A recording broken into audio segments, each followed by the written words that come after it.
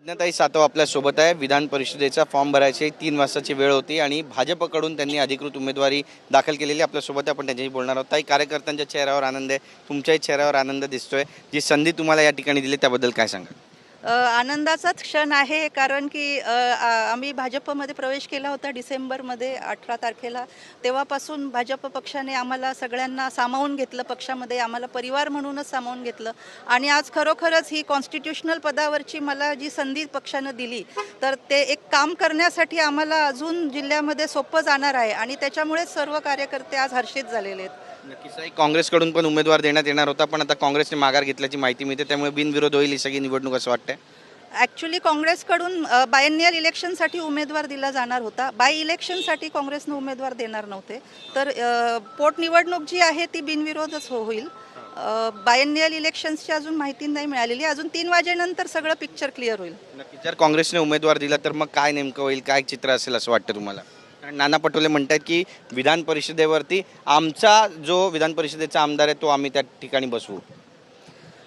तर मग आम्हाला 12 तारखेला आम्हाला आवडेल इलेक्शनला सामोरे जाण्यासाठी. आणि 13 तारखेनं आम्ही आमचा पक्ष आणि महायुतीसुद्धा आम्ही दाखवून देऊ की विक्ट्री ही आमचीच आहे. नक्कीच तुम्ही महिला आहात आणि महिला शक्ती जे विधेयक आहे त्यावर सुद्धा आपण पाहिलं की मुंबईमध्ये सुद्धा मोर्चे काढण्यात आले, बिल पास होऊ शकलं नाही आहे. तुम्ही महिला आहात, भाजपमध्ये आता आहात, सत्ताधारी पक्ष आहे, कशा पद्धतीनं महिला करण्यासाठी काम कराल आणि या बिलाकडे कसं पाहता?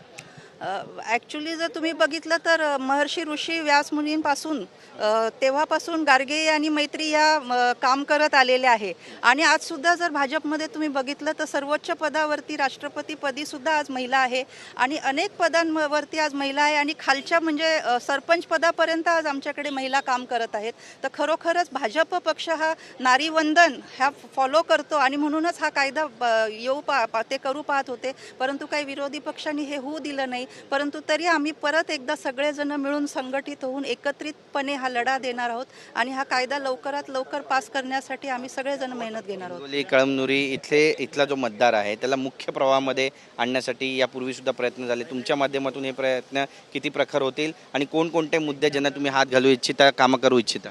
आता कळमनुरी, हिंगोली, पूर्ण हिंगोली जिल्ह्यातच आम्ही आमची जिल्हाध्यक्ष साहेब असतील, आमच्याकडे हिंगोलीचे आमदार मुटकुळे साहेब आहेत, त्याच्यानंतर आमच्याकडे राज्यसभेचे खासदार वडकुते साहेब आहेत, आमच्याकडे वसमतला सुद्धा आमचे दांडेगावकर साहेब आहेत. आणि आम्ही सगळे मिळून आमची आता टीम तिथे चांगली मोठी टीम तयार झालेली आहे आणि आम्ही सगळे मिळून हिंगोली जिल्ह्यामध्ये पक्षाचं संघटन बळकट करून पक्षाला 1 नंबरवर कसं नेता येईल. आणि पक्ष संघटन तर एक विषय आहे, परंतु गोरगरीब जनतेला, सामान्य नागरिकांना, महिला भगिनींना, बळीराजाला त्यांचे अनेक जे विषय असतील ते सोडवण्यासाठी आम्ही सतत कार्यरत राहणार आहोत.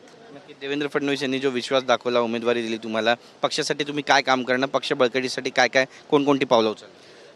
आपल्या राज्याचे कार्यक्षम मुख्यमंत्री देवाभाऊ यांनी मला ही जी संधी दिली आणि त्याबद्दल मी त्यांचे आणि संपूर्ण टीमचे मनापासून खूप खूप धन्यवाद व्यक्त करते. आणि इथून पुढे ते मला संघटनेमध्ये पण जे काही ते आम्हाला कामं सांगणार आहेत ते सगळे कामं आम्ही पूर्ण करून, म्हणजे त्यांना जी अपेक्षा असेल त्या पद्धतीने आम्ही ते पूर्ण करू आणि पक्षाला संघटन वाढवण्यामध्ये आमचा जो काही हातभार लावता येईल तो लावू.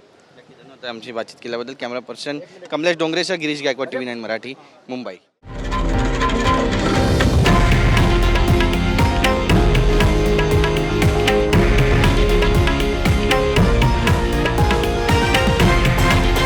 हे आहे देशातील नंबर 1 न्यूज नेटवर्क आणि आपण पाहत आहात TV9 मराठी, एकमेव.